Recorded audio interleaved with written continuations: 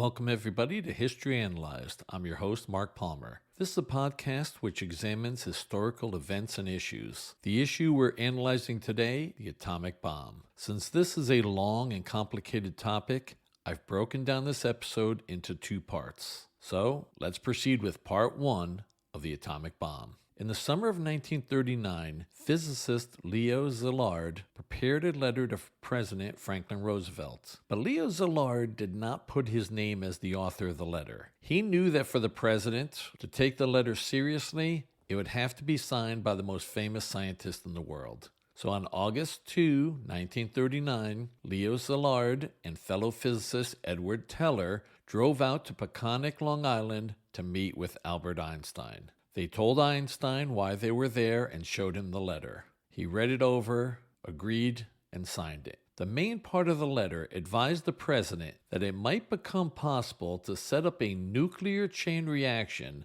by which vast amounts of power would be released. The letter further warned that this new phenomenon would lead to the construction of bombs and that a single bomb of this type, carried by a boat and exploded in a port, might very well destroy the whole port together with some of the surrounding territory. The letter also warned that Germany might be working on a nuclear chain reaction. The letter recommended that the U.S. government secure a supply of uranium ore and provide funds and coordinate the work of the physicists who were exploring atomic energy. Essentially, this letter started the Manhattan Project, the program to build the first atomic weapons. Almost exactly 6 years after the date of that letter, atomic bombs were dropped on two cities in Japan, Hiroshima and Nagasaki. In 1947, Einstein stated in an article in Newsweek magazine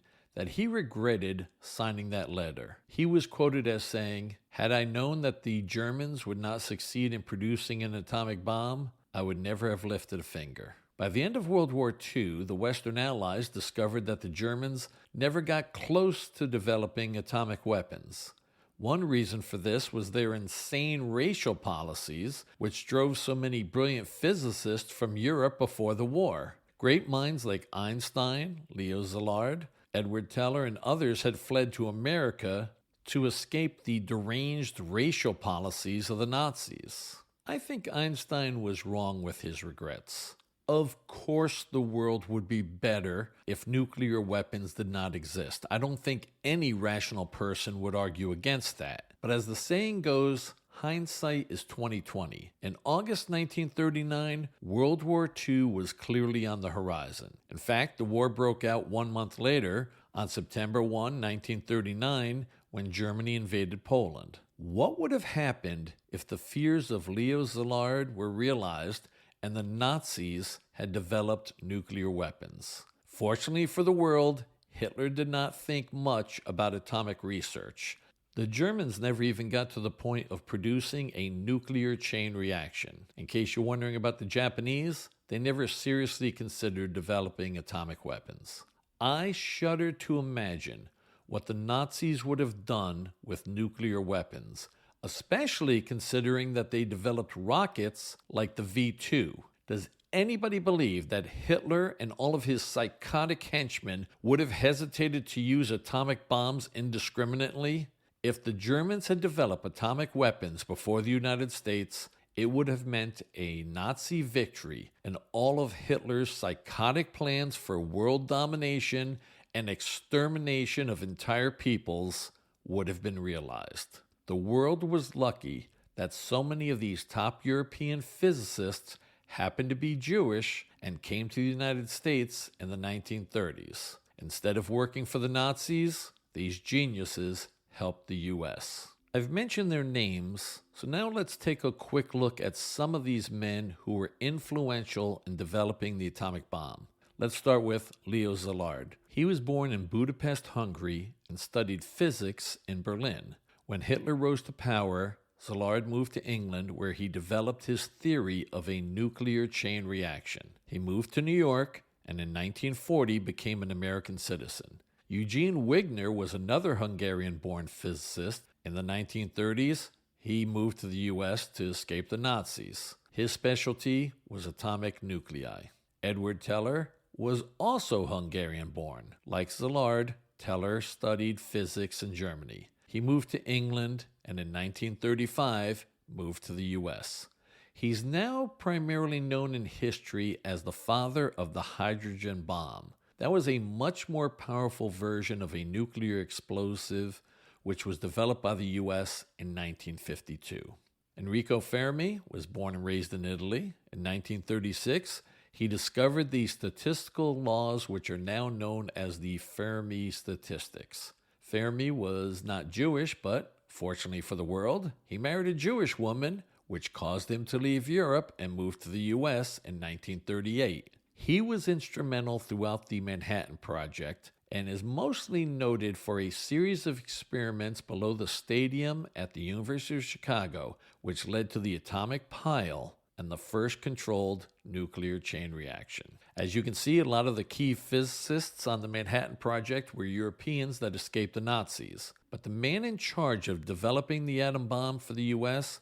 was a native-born American named Robert Oppenheimer. When the Manhattan Project was fully launched in the fall of 1942, Oppenheimer was already considered one of the top theoretical physicists in the world. He was placed in charge of the Los Alamos Laboratory in New Mexico and was the director of the Nuclear Weapons Project. In addition to all of these scientific masterminds, there was one other key figure in the Manhattan Project, General Leslie Groves. Although he was not a physicist, Groves did have an engineering background. He studied first at MIT and then transferred to West Point. When he graduated from the U.S. Military Academy, he entered the U.S. Army Corps of Engineers. He was the person who oversaw the entire Manhattan Project. Robert Oppenheimer was the one in charge of developing the bomb, but Leslie Groves was the person who assembled the crucial links between government, industry, science, and the military.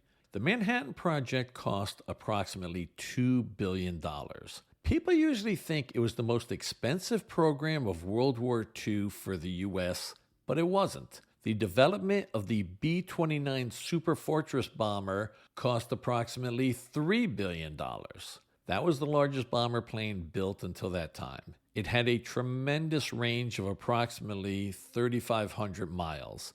You're going to hear a lot more about the B-29 in detail later on for two reasons. Number one, it was the plane that devastated Tokyo and most of Japan with the firebombing campaign of 1945. Number two, it was the plane that delivered the two atomic bombs. Before we get into what it was, the first question is why this program was called the Manhattan Project. Many people today think it's a misnomer because most of the critical work was conducted in New Mexico and other places around the U.S. far from New York City. But the first offices for the program were located at 270 Broadway in Manhattan, and there were several other facilities in Manhattan utilized for the early stages of this venture. General Leslie Groves named this atomic enterprise the Manhattan Project because it was the custom of the Army Corps of Engineer districts to be named for the city where they were located. What was the Manhattan Project?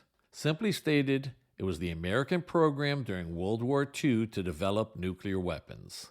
Although this was an American program, the U.S. was assisted by the United Kingdom as well as Canada. Britain had actually started nuclear work before the U.S.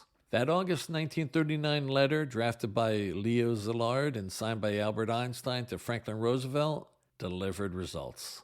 By the time FDR read that letter, World War II was already raging in Europe as well as Asia. Roosevelt set up an advisory committee on uranium to investigate the issues raised in the Einstein-signed letter. That committee met with key scientists, including Leo Szilard, Eugene Wigner, and Edward Teller. The advisory committee reported back to FDR that uranium would provide a possible source of bombs with a destructiveness vastly greater than anything now known. I'm not going to spend much time describing the workings of atomic bombs. Frankly, it's way beyond my area of expertise. I've read several books on the subject, some of which describe in great detail how these bombs work. I still only understand the vague generalities. These first atomic bombs were created by nuclear fission. That means splitting atomic nuclei. When a single free neutron strikes the nucleus of an atom of radioactive material like uranium or plutonium, it knocks 2 or 3 more neutrons free. Those neutrons strike other nuclei of radioactive material atoms, splitting those nuclei, and the process repeats. This is what is called a chain reaction. This chain reaction happens instantaneously and releases tremendous amounts of energy, which creates the explosion. The first step in this nuclear program occurred in early 1940 when Columbia University was awarded $6,000 in funding. That would be the equivalent of about $125,000 in today's money. Enrico Fermi and Leo Szilard spent most of that grant money on graphite. Fermi is the person who figured out that graphite would work best for a controlled chain reaction. The graphite bricks act as a moderator. The graphite reduces the speed of neutrons and allows a chain reaction to be sustained. The first nuclear chain reaction occurred under the football field at the University of Chicago on December 2, 1942. This was 1 year after the Japanese had bombed Pearl Harbor, Hawaii, and the United States had joined World War II. Although a lot of scientific research was still necessary, the nuclear weapons program had essentially become an engineering undertaking. By that I mean that the physicists had figured out the science and proved the theories. Now they needed to develop means to create enough usable radioactive material and the processes to create the explosions. The Manhattan Project proceeded with 2 types of atomic bombs, one based upon uranium and one based upon plutonium, particularly the isotopes uranium-235 and plutonium-239. Why did the Manhattan Project develop both uranium and plutonium bombs? Scientists in the Manhattan Project understood that uranium-235 was the most likely source of a nuclear detonation. The problem was accumulating enough of that isotope.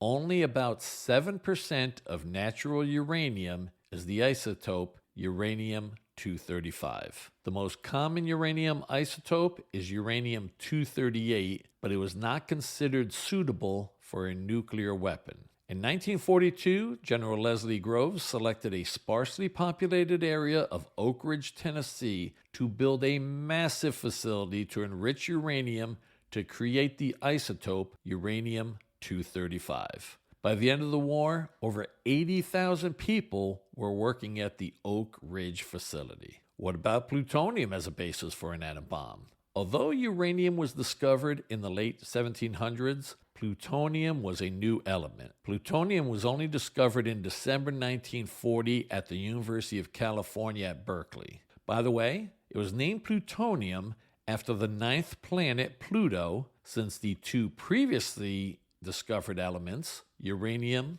and neptunium, were named after the 7th and 8th planets in our solar system, Uranus and Neptune. And before anybody has a fit, I'm aware that in 2006, the International Astronomical Union issued a ruling that Pluto was no longer considered a planet, but is now one of the several dwarf planets in our solar system. But in 1940, Pluto was still designated as a planet. Anyway, back to plutonium. Plutonium is considered a man-made element. It's true that scientists have found trace elements of naturally occurring plutonium, but only under extremely rare geologic situations. Thus, as one of the first steps in the Manhattan Project, enough plutonium, specifically the isotope plutonium-239, had to be created. Plutonium has an atomic number of 94, and uranium has an atomic number of 92. Atomic numbers are the number of protons in the nucleus of an atom. To create plutonium, scientists use a reactor to add 2 protons to uranium. I do not understand how this is done. The part I do grasp is that scientists can take the type of uranium which is not the proper isotope for a chain reaction, but convert it into plutonium, which is suitable for a chain reaction. Starting in late 1942, General Leslie Groves oversaw the construction of a plutonium production complex in Hanford, Washington. There were other facilities scattered around the U.S. for the Manhattan Project, but the big three were Oak Ridge to produce uranium-235, Hanford to produce plutonium-239, and the actual facility for the scientists to design an atom bomb. Robert Oppenheimer owned a ranch in New Mexico and suggested New Mexico as a place to build the laboratory complex. In the fall of 1942, a large plot of land at Los Alamos, which is northwest of Santa Fe, was purchased to build the facility.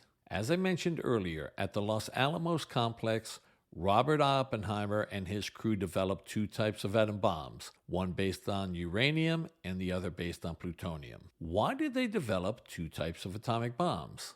The uranium bomb was much simpler. It was described as a gun-type bomb, which fired a mass of uranium-235 at another mass of uranium-235. This created the explosion. Since it was simpler, why not just go with the uranium-type weapon? It's because it was difficult to find or create sufficient amounts of uranium-235.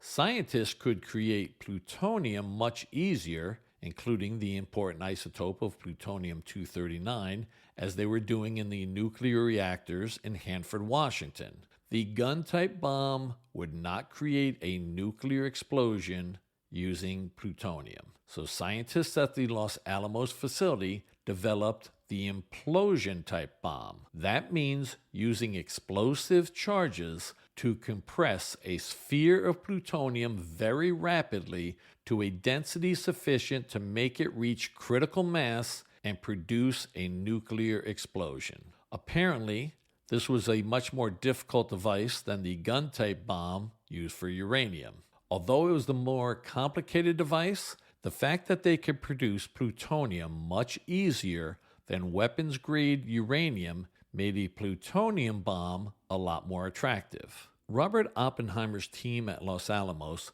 was positive that the uranium-based bomb would work.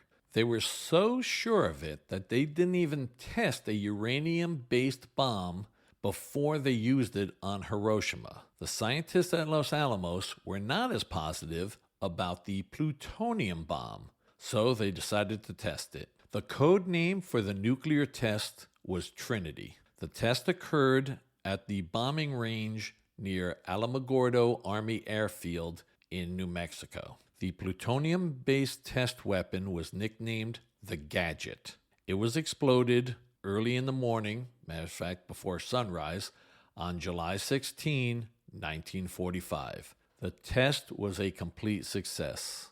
The world had entered the atomic age. Among the many observers of the Trinity test were Enrico Fermi, General Leslie Groves, and the mastermind of the project, Robert Oppenheimer.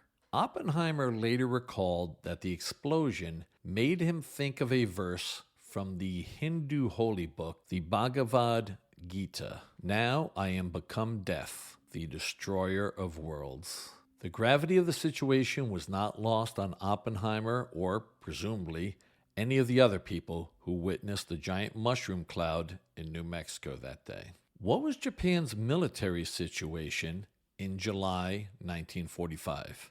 They had no allies. Nazi Germany and Fascist Italy had already unconditionally surrendered. Japan still controlled large amounts of the Asian mainland, primarily in China and Korea and sections of South Asia. They still had millions of soldiers, but Japan's defenses had been shattered. Early in the war, Japan controlled a vast network of islands which were supposed to provide picket outposts to defend the home islands. The idea was that air or naval battles could occur in the Pacific far from Japan. However, the U.S. Navy had conducted an island-hopping campaign across the Central Pacific. Some Japanese-held islands were invaded and conquered. Other islands with Japanese garrisons were simply bypassed. The expression was that these supposed pickets were left to wither on the vine. The Japanese soldiers left on those island outposts were completely cut off from the rest of the Japanese military. They were unable to get any supplies of food or ammunition. Why were they so isolated? It's because by July 1945, the U.S. Navy had complete control of the Pacific Ocean. In December 1941, when the Japanese bombed Pearl Harbor, the Japanese had the dominant navy in the Pacific. To bomb Pearl Harbor, they sent 6 fleet carriers. That means the large aircraft carriers, which were the dominant ships of World War II. By the summer of 1945, the Japanese Navy was essentially gone. In contrast, the American Navy had become the largest the world had ever seen. As an example, the U.S. had 3 aircraft carriers in the Pacific in December 1941. By the time Japan surrendered in August 1945, the U.S. had 99 aircraft carriers. 71 of those were the smaller escort-type carriers, but there were also 28 fleet carriers, which were the large aircraft carriers like the famous USS Enterprise. The main purpose of the island-hopping campaign was to get military bases close enough to the Japanese home islands so that the United States bombers could take the fight to Japan. As I mentioned earlier, the one military program for the United States of World War II that was more expensive than the Manhattan Project was the development of the B-29 bomber. B-29s could take off from the American air bases in the Mariana Islands of Saipan and Tinian and bomb the Japanese home islands and return to their home air bases. The B-29 was easily the most advanced bomber built through the end of World War II. Besides its range, the B-29 could hold a substantial amount of bombs. Originally, the U.S. was using conventional explosive-type bombs on Japan.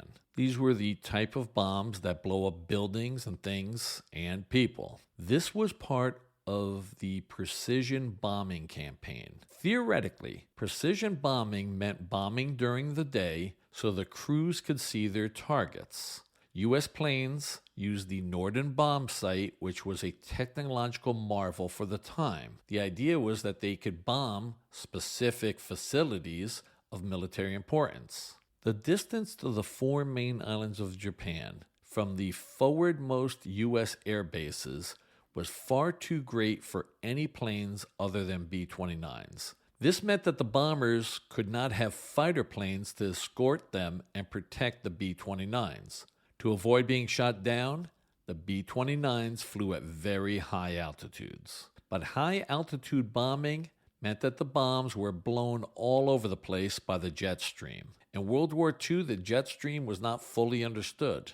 But American bombing crews saw that dropping bombs at 30,000 feet meant that the high winds scattered their bombs all over the place. Another weather problem for precision bombing was the frequent cloud cover over Japan. As a result of the jet stream winds and cloud cover, the high-altitude conventional bombing by the U.S. was hitting their targets less than 10% of the time. Clearly, this wasn't working. That's why when General Curtis LeMay took over the bombing of Japan program in January 1945, he decided to change tactics. Here were his changes. Number 1, B-29s would fly at 7,000 feet instead of 30,000 feet. This avoided the winds of the jet stream, which were scattering bombs everywhere. Number 2, flying at 7,000 feet exposed B-29s to Japanese fighter planes, so the B-29s would fly at night. This worked very well. American bombers met with little resistance from fighters when conducting air raids at night. Change number 3. Since they were avoiding Japanese fighters, the B-29s were stripped of non-essentials, including guns and gunners, to be able to carry more bombs. And change number 4. The most important innovation was changing from explosive bombs to inflammatory munitions. With firebombs, the crews did not have to aim at a specific target. The idea was to drop incendiaries in the middle of an urban area and set the city ablaze. I've always been amazed that so many people have so much angst over the 2 atomic bombs on Hiroshima and Nagasaki, yet never seem concerned about the firebombing operation. I'm not saying that the nuclear bombs were not horrific weapons which still hang over our heads today. All I'm pointing out is that the American campaign of incendiary bombing of Japan was much more devastating and killed many more people. And do you know what was in those incendiary bombs? Napalm. That's right, napalm. When you think of napalm, you always think of Vietnam. But napalm was first being used in World War II. And in case you don't know what it is, napalm is a mixture of a gelling agent with a volatile fuel, usually gasoline. It was like explosive jelly. When the bomb would explode, it would send napalm in all directions, lighting the whole area on fire. Napalm burns at temperatures over 1,600 degrees Fahrenheit, over 1,600 degrees, and it was sticky. Napalm would adhere to just about everything, even vertical surfaces, and napalm would also stick to human beings. Let's describe the most destructive bombing raid in history. It was called Operation Meeting House. On March 9, 1945, 334 B-29s took off from air bases in the Mariana Islands heading for Tokyo. After midnight, which made it March 10, 1945, those planes dropped 1,667 tons of napalm-filled incendiary bombs on the Japanese capital. We don't have exact figures, but somewhere over 100,000 people were killed in that one bombing raid. This was the highest death toll of any air raid during World War II. That one firebombing raid of Tokyo in March 1945 killed more people than either of the atomic bombs dropped on Hiroshima or Nagasaki. As a comparison, the bombing of Dresden, Germany a month earlier had resulted in around 25,000 deaths. The firebombing of Tokyo that night destroyed 16 square miles of the city. That is an enormous area. It is also estimated that approximately 1 million people were rendered homeless from this aerial attack. This firestorm in Tokyo was truly hell on earth. Consider these conditions in Tokyo during the firestorm of March 10, 1945. Temperatures on the ground reached an incomprehensible 1,800 degrees Fahrenheit in some locations. The intense fires sucked the oxygen out of the air, asphyxiating those people who did not simply burn to death. The clothes people were wearing literally burst into flames from the heat. Glass and windows began to liquefy. Cyclone-type winds from the firestorm blew the liquefied glass everywhere, and it fell onto people like a literal rain of fire. For some reason, so many people have a lot of misgivings over the atomic bombs, but no qualms over these napalm raids which killed more people. And the event I just described was one raid on one city. American planes in 1945 firebombed more than 60 Japanese cities, killing hundreds of thousands of Japanese. When the Trinity test proved that the plutonium bomb would work, on July 16, 1945, President Truman was at the Potsdam Conference outside of Berlin. This was a meeting between Truman, Soviet dictator Joseph Stalin, and British Prime Minister Winston Churchill. Actually, during the Potsdam Conference, Churchill was notified that his party lost the British elections and he was no longer Prime Minister. Clement Attlee came to Potsdam to replace Churchill for the remainder of the conference. When Truman received word that the atomic test in New Mexico had been a success, he told the British because we were very close allies. About a week into the Potsdam Conference, on July 24, 1945, Truman told Joseph Stalin in a very casual manner that the U.S. had a new weapon of unusual destructive force. The Soviet dictator did not appear surprised at all. He merely told Truman that he hoped that America would make good use out of it. We later learned that Stalin knew all about the Manhattan Project because he had Soviet spies in the U.S. The Potsdam Conference was the last of the so-called Big Three meetings of the U.S., Britain, and the Soviet Union. The most significant item from the Potsdam Conference relating to today's topic was the ultimatum directed to Japan on behalf of the governments of the U.S., Britain, and China, dated July 26, 1945. The USSR was not included in that ultimatum because, as of that date, the Soviets were still at peace with Japan. The declaration contained 13 points outlining the opportunity for Japan to end World War II. The first 5 points of the Potsdam Declaration were preliminary. Items 6 through 13 listed the specific terms for surrender, which read as follows. Item 6. There must be eliminated for all time the authority and influence of those who have deceived and misled the people of Japan into embarking on world conquest, for we insist that a new order of peace, security, and justice will be impossible until irresponsible militarism is driven from the world. Item 7. Until such a new order is established and until there is convincing proof that Japan's war-making power is destroyed, points in Japanese territory to be designated by the Allies shall be occupied to secure the achievement of the basic objectives we are here setting forth. Item 8. The terms of the Cairo Declaration shall be carried out, and Japanese sovereignty shall be limited to the islands of Honshu, Hokkaido, Kyushu, and Shikoku, and such minor islands as we determine.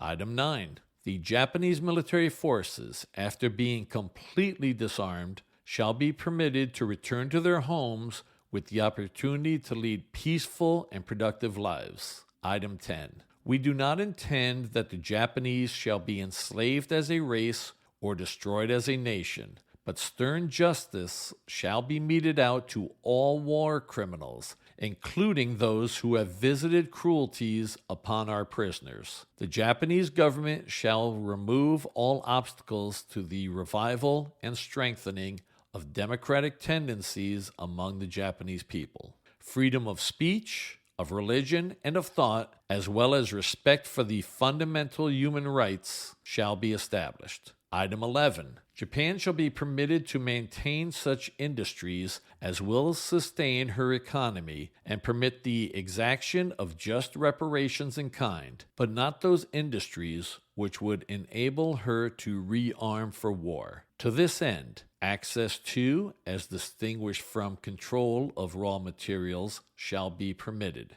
Eventual Japanese participation in world trade relations shall be permitted. Item 12. The occupying forces of the Allies shall be withdrawn from Japan as soon as these objectives have been accomplished and there has been established, in accordance with the freely expressed will of the Japanese people, a peacefully inclined and responsible government. And finally, item 13. We call upon the government of Japan to proclaim now the unconditional surrender of all the Japanese armed forces and to provide proper and adequate assurances of their good faith in such action. The alternative for Japan is prompt and utter destruction. Item number 8 of the Potsdam Declaration references the Cairo Declaration.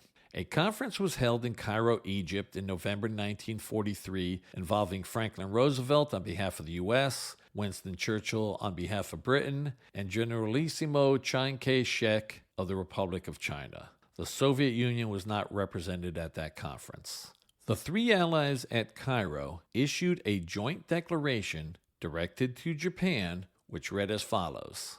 The several military missions have agreed upon future military operations against Japan. The three great allies expressed their resolve to bring unrelenting pressure against their brutal enemies by sea, land, and air. This pressure is already rising. The three great allies are fighting this war to restrain and punish the aggression of Japan.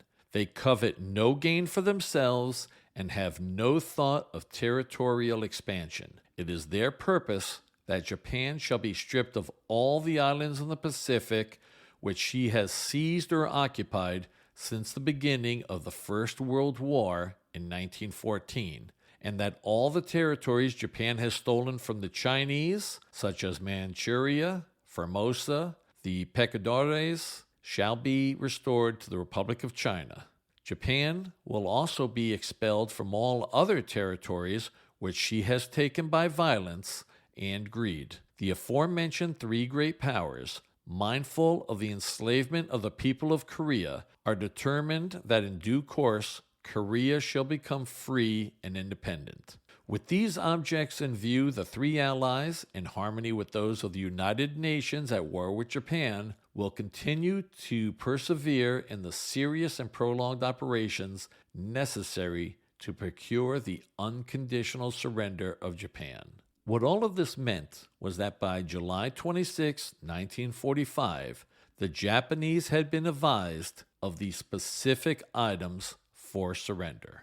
After the surrender of Germany, the Japanese contacted members of the Soviet government to see if the USSR would act as an intermediary for a possible settlement of the war between the US and Japan. These attempts went nowhere because Joseph Stalin had no intention of facilitating an end to the war in the Pacific. I'll explain why. People think of World War II as two basic sides. You have the Allies on one side, comprised of the US, Britain, the Soviet Union, and China. And on the other side, you have the Axis powers of Nazi Germany, Imperial Japan, and Fascist Italy. There were some other minor countries on each side, but these were the main ones. Remarkably, the Soviet Union and Japan were not at war with each other until August of 1945. This is amazing since they shared a large land border because Japan had annexed the Manchuria region of China in 1931. But both Japan and the USSR felt it was advantageous to leave each other alone. In April 1941, the Japanese and the Soviets signed a neutrality pact. They pledged not to fight each other for 5 years. This meant that while they were fighting each other's allies, Japan and the Soviet Union did not fight each other. This allowed Japan to concentrate on expanding southward, eventually leading to conflict with the U.S. and the bombing of Pearl Harbor. Why am I bringing this up? A conference was held in Tehran, Iran, from November 28 through December 1, 1943. At that meeting, U.S. President Franklin Roosevelt and British Prime Minister Winston Churchill met with Soviet dictator Joseph Stalin. At that conference, Stalin verbally promised Roosevelt and Churchill that the USSR would join the war against Japan once Germany was defeated, but there were no details. This was remedied at the next so-called Big Three conference, which occurred in February 1945 at Yalta. That's a city on the Crimean Peninsula in the Black Sea, which, at that time, was part of the Soviet Union.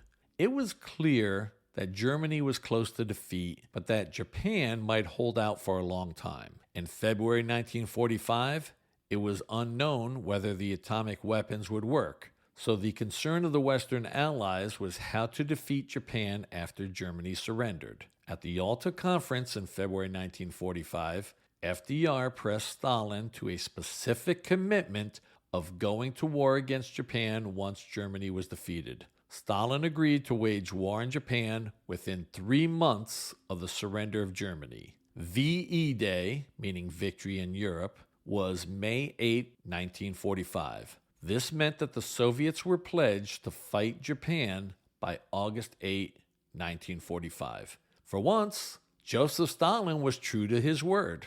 On August 8, 1945, the USSR declared war on Imperial Japan.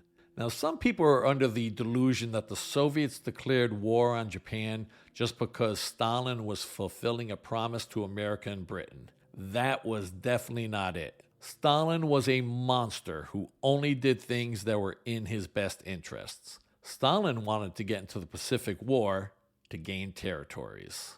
What does the Soviet Union declaring war against Japan have to do with the atom bomb? A lot. By the summer of 1945, when the Truman administration knew that the atomic bomb would work, they weren't sure that they really wanted the Soviets getting into the war in Asia. Even though post-war Europe was still a complete mess, some things were clear by the summer of 1945. Joseph Stalin had no plans to cooperate with the Western Allies as far as Eastern Europe was concerned. Stalin wanted the Eastern European countries to become communist satellites and to serve as a buffer region between the Western powers and the Soviet Union. If the Soviets conquered large territories in Asia, wouldn't Stalin act the same way in Asia as he had in Eastern Europe? And in case you're wondering, the answer is, of course he would. Case in point, look at the brutal regime that was set up in North Korea, which remains in effect to this day. So let's discuss the actual bombings on Hiroshima and Nagasaki. On August 6, 1945, at 2:45 a.m. local time, a B-29 bomber took off from the American Air Base on the island of Tinian in the Mariana Islands. The B-29 was commanded by pilot Paul Tibbets. In World War II, the aircraft commanders liked to name their planes and paint the names on the front. This plane was nicknamed the Enola Gay. It was named after the mother of Paul Tibbets. The distance between Tinian Island and Hiroshima is approximately 1,500 miles. Only a B-29 could fly that distance and return to base. But the B-29 was also necessary for this mission because it was large and could handle the extreme weight of an atomic bomb. The bomb utilized that day was a uranium device nicknamed Little Boy. Despite the name, it was actually quite large. The Little Boy bomb was 12 feet long and weighed approximately 9,000 pounds. The Enola Gay was accompanied that day by 2 other B-29s. One plane was there to film the explosion. The other plane was there to record measurements of the nuclear blast. It took 6 hours to reach the primary target city of Hiroshima. That city had a population of approximately 300,000 people. The weather was clear. Little Boy was released at 8:15 a.m. Hiroshima time from an elevation of 31,060 feet. Little Boy never hit the ground. The bomb took about 53 seconds to drop to the predetermined detonation height of 1,900 feet above the city. By the time of the explosion, the Enola Gay had traveled about 11.5 miles before those on the B-29 felt the shock waves of the atomic blast. Ironically, before that day, people in Hiroshima had thought that they were lucky because their city had never been firebombed by the Americans. The U.S. military had excluded Hiroshima because they wanted the city to be intact so the devastation from one atomic bomb would be fully apparent. The fortunate people in Hiroshima that day never knew what hit them. They were killed instantly. The unlucky ones survived the blast and died of the extreme heat caused by the nuclear explosion, and then many more would die of radiation poisoning. We do not have exact figures, and there are some conflicting estimates, but it's believed that approximately 80,000 died on August 6, 1945 from the nuclear detonation over Hiroshima. Tens of thousands more would die of radiation poisoning. 2 days after the obliteration of Hiroshima, the USSR declared war on Japan. That was on August 8th. Just after midnight local time on August 9th, the Red Army attacked the Japanese army in Manchuria. Also occurring on August 9, 1945, America dropped the second atomic bomb. This was a nuclear device using plutonium. This bomb had been nicknamed Fat Man. So many people know the name of the B-29 which delivered the bomb on Hiroshima, the Enola Gay, but hardly anybody remembers the name of the B-29 that dropped the atomic bomb on Nagasaki. That B-29 had the nickname of Boxcar. That's spelled Bockcscar. It was a play on words, like a railroad boxcar, but spelled differently because it was first commanded by Captain Frederick Bach. On the atomic mission of August 9th, it wasn't Frederick Bach that was in command. The plane was piloted by Major Charles Sweeney. We forget how young some of these guys were. Major Sweeney was only 25 years old when he commanded the mission to drop the second atomic bomb. Like the Enola Gay 3 days before, Boxcar was accompanied by 2 other B-29s to film the event and take measurements. Nagasaki was on the list of 4 target cities because it was a large seaport and had a lot of military-related industries. But the target city for the Fat Man bomb was not Nagasaki. When Boxcar lifted off from the airbase on Tinian Island at 3:47 a.m. local time on August 9th, the target was Kokura. Boxcar and the 2 accompanying B-29s arrived over Kokura and found that there was dense overcast of clouds and smoke from nearby fires. Commander Sweeney flew over Kokura 3 times, but the bombardier could not get a visual fix on the aiming point. In 1945, bombs, including atomic ones, were dropped using visual sights. So Sweeney decided to go to the secondary target, Nagasaki. When they got to Nagasaki, the weather was clear enough for the bombardier to see his target. At 11:01 a.m. local time, Fat Man was dropped from Boxcar. 47 seconds later, it exploded over the city. Fat Man was a more powerful bomb than Little Boy, but the casualty numbers at Nagasaki were less than Hiroshima because of the topography of the city. The hills of Nagasaki contained some of the nuclear blast. Because of the extra fuel used to go to Kokura first and then Nagasaki, Boxcar could not make it back to Tinian Island. So Sweeney flew his plane and crew to the island of Okinawa, which had only recently been conquered by U.S. forces. Again, we only have estimates, but it's believed that 40,000 died in Nagasaki on August 9, 1945, from the nuclear blast. As with Hiroshima, additional tens of thousands later died of radiation poisoning. So, after 2 atomic bombs in 3 days, the Japanese instantly surrendered, right? Surely the nuclear weapons, along with the attack of the massive Red Army, convinced the Japanese that they would surrender immediately. Wrong. The government of Japan knew where it stood. The terms for surrender had been laid out in the Potsdam Declaration, which I read to you earlier. President Truman issued a broadcast on August 6th after the first atomic weapon had been dropped on Hiroshima. Here are the pertinent parts of Truman's broadcast. A short time ago, an American airplane dropped 1 bomb on Hiroshima and destroyed its usefulness to the enemy. That bomb has more power than 20,000 tons of TNT. The Japanese began the war from the air at Pearl Harbor. They have been repaid many-fold, and the end is not yet. With this bomb, we have now added a new and revolutionary increase in destruction to supplement the growing power of our armed forces. In their present form, these bombs are now in production, and even more powerful forms are in development. It is an atomic bomb. It is a harnessing of the basic power of the universe. The force from which the sun draws its power has been loosed against those who brought war to the Far East. We are now prepared to destroy more rapidly and completely every productive enterprise the Japanese have in any city. We shall destroy their docks, their factories, and their communications. Let there be no mistake. We shall completely destroy Japan's power to make war.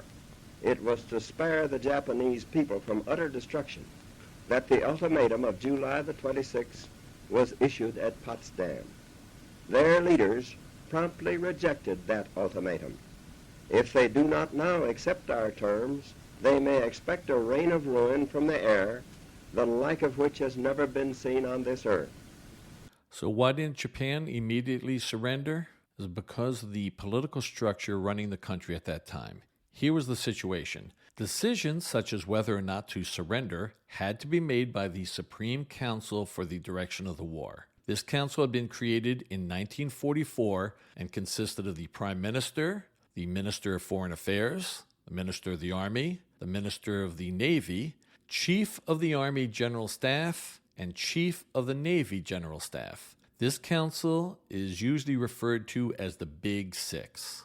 The Supreme Council met on August 9th. At that point, they knew of the atomic bomb on Hiroshima and that the Soviet Union had declared war the night before. During the meeting, they were advised that another atomic bomb had been dropped on Nagasaki.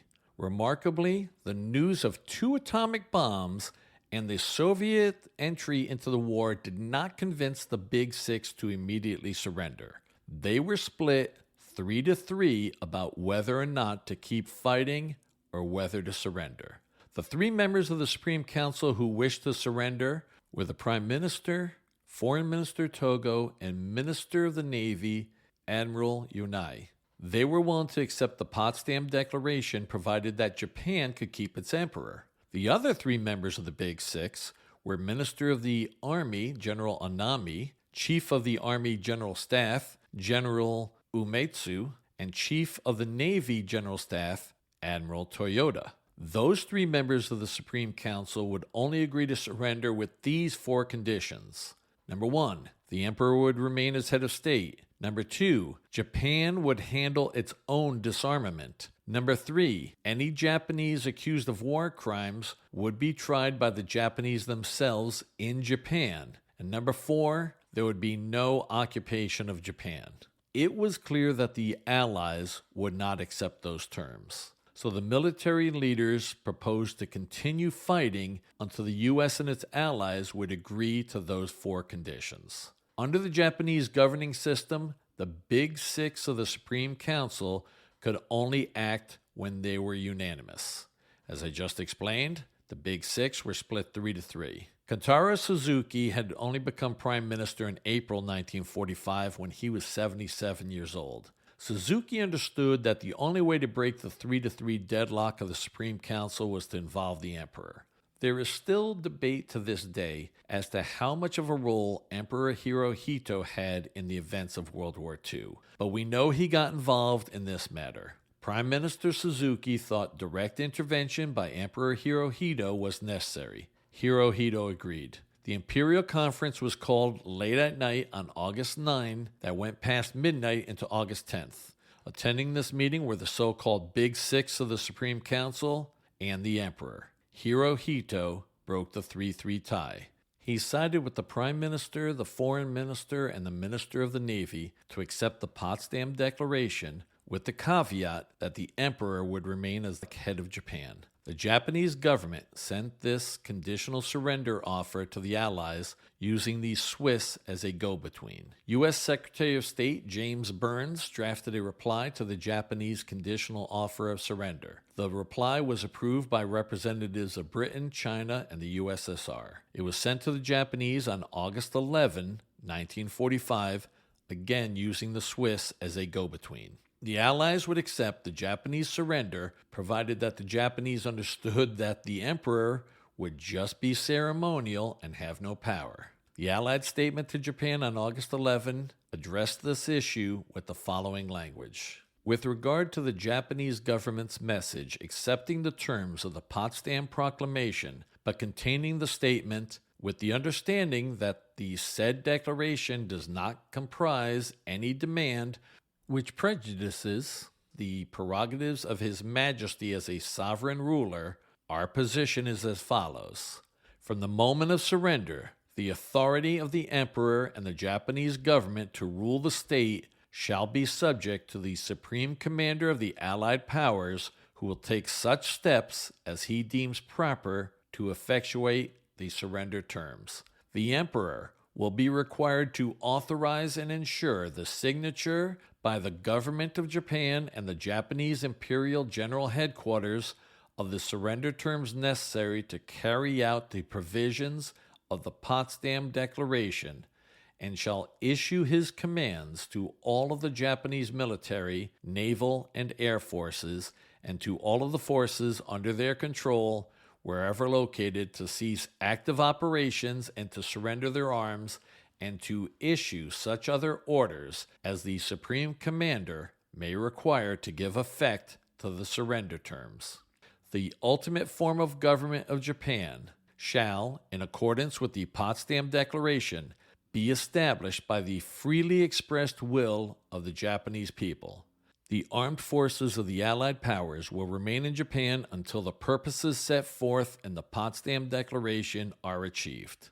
Truman ordered no further atomic bombs or firebombings as they awaited acceptance to the August 11th statement. Hirohito told his government officials to accept the Allies' terms as set forth in that August 11th statement. The Supreme Council agreed to the Emperor's wishes. Hirohito recorded a speech to the Japanese people announcing the surrender. It was a very strange speech. He described Japan's condition as follows: "The war situation has developed not necessarily to Japan's advantage." Talk about an understatement. Hirohito then explained, "The enemy has begun to employ a new and most cruel bomb, the power of which to do damage is, indeed, incalculable, taking the toll of many innocent lives. Should we continue to fight, not only would it result in an ultimate collapse and obliteration of the Japanese nation, but also it would lead to the total extinction of human civilization."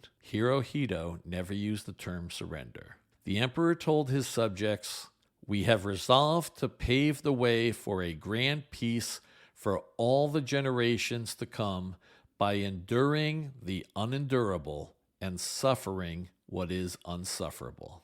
There was one more crazy twist to the Japanese surrender.